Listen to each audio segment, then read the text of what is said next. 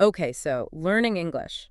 It can be tough, right? Like you're super excited to be able to talk to all these new people, but then when you actually have to speak, it can feel a little scary, like you're back in school and worried about messing up. But don't worry. You're definitely not alone. Oh, good. Yeah, a lot of people feel that way. And actually, that's exactly what we're diving into today. This YouTube video from Learning English podcast called I Can Understand English, but I Can't Speak. It's all about facing that fear. Awesome. So, what are some of the key takeaways? Well, first off, what I really liked is that the hosts, Leo and Gwen, they start by talking about their own experiences. Hmm. Like they admit that they used to be terrified to speak English too, Hmm. worried about their pronunciation and grammar and all that. That's so cool. It makes them seem so much more relatable. Totally. It's like they're saying, hey, we get it. We've been there. Yeah. And look at us now. So it's really reassuring to know that even fluent English speakers had to go through that awkward stage. Yeah, definitely. That makes a lot of sense. And another big takeaway is that they emphasize how mistakes are actually good for you. When you mess up, it forces your brain to pay attention and figure out what went wrong. It's like you're building connections in your brain. Okay, that's a good way to think about it. Right. Instead of getting discouraged by mistakes, we should see them as a sign that we're actually learning.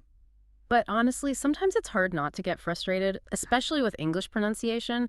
It can be so inconsistent. The video talks about words like though and through, which sound almost the same but are spelled so differently. Oh, And yeah. then there's comb and bomb. Like, why is there a silent B in one but not the other? I know, right?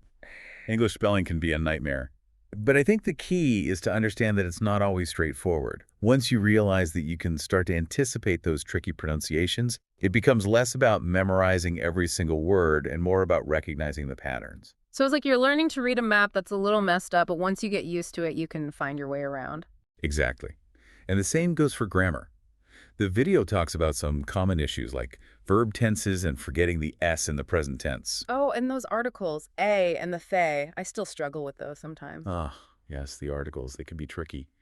But the video actually gives a helpful trick for remembering when to use the, they call it the spotlight effect. Spotlight effect. Yeah, so you use the when you're talking about something specific, like something you and the listener are both thinking about. It's like shining a spotlight on that particular thing. Oh, I get it. So if I say, I saw a dog in the park, it could be any dog. But if I say, the dog was chasing a squirrel, we both know which dog I'm talking about. Exactly. It's all about context and making it clear what you're referring to. That's a really helpful way to visualize it. Right. And even with all the tricks and tips, you're still going to make mistakes.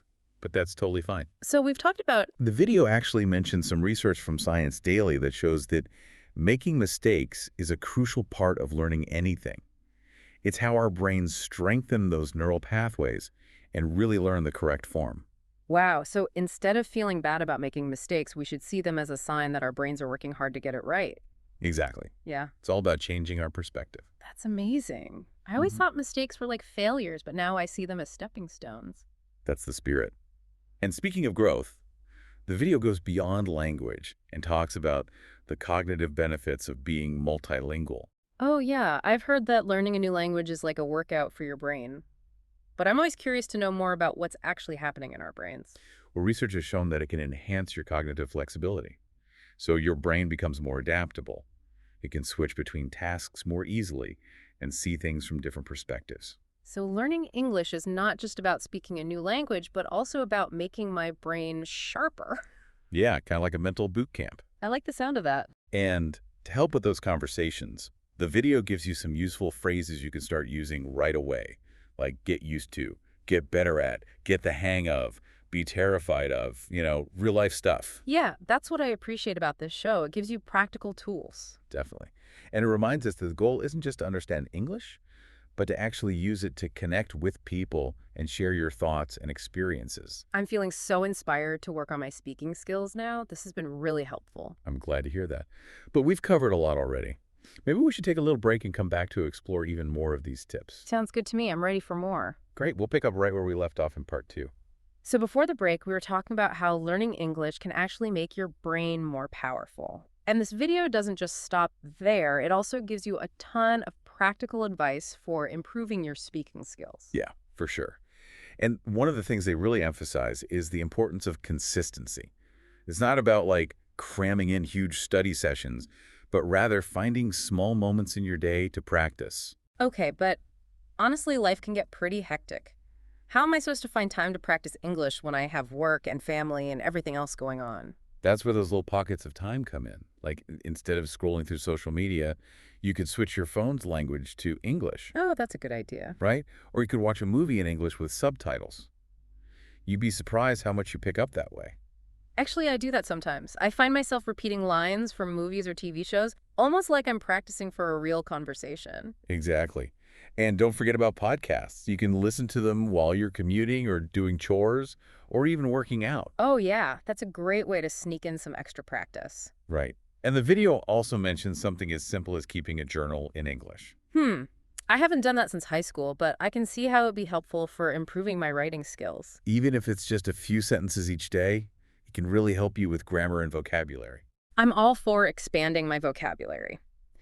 But one thing that always gets me is that fear of making mistakes, especially when I'm talking to native English speakers. I totally get that. And that's why the video's focus on mindset is so important. It's not about being perfect, but about communicating clearly. Mm. And one of their tips that really resonated with me was to embrace your accent. Embrace my accent. Yeah, it's part of what makes you unique. Trying to sound exactly like a native speaker can actually make you sound less genuine. That's a really good point. I never thought of it that way. And remember, even native English speakers have different accents depending on where they're from. So there's no one right way to sound. So it's more about getting your message across than sounding perfect. Exactly. And the video also reminds us that learning English doesn't have to be a lonely journey. There's a whole community of learners out there who are going through the same things. That's true. They even encourage viewers to connect with each other in the comments section. It's like a virtual support group. Yeah, it's a great way to stay motivated and share tips and encouragement. Speaking of support, it makes me think about the importance of finding the right resources. Like, what if you don't have access to in-person classes or language exchange partners? That's a great question. The video doesn't specifically recommend any resources, but they do talk about the importance of finding methods that work for you, whether it's online apps or podcasts or even just books. It's like building your own personalized language learning toolkit. Exactly. And don't be afraid to experiment until you find what works best for you. This whole conversation has been so inspiring. I'm feeling really motivated to step up my English game. That's awesome. And remember, it's not about becoming fluent overnight, but about celebrating those small victories along the way. But what about those times when you hit a wall and feel like you're not making any progress? How do you stay motivated then? I think that's where that sense of community comes in.